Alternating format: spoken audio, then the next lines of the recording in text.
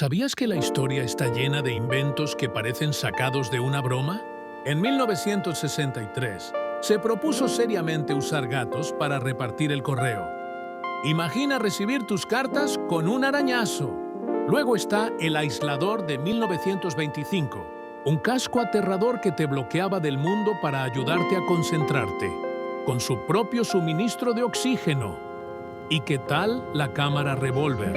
Un Colt 38 que tomaba una foto cada vez que apretabas el gatillo. O la máquina andante del siglo XIX, un caballo mecánico a vapor que debía reemplazar a los reales. Inventos extraños que demuestran que la imaginación no tiene límites.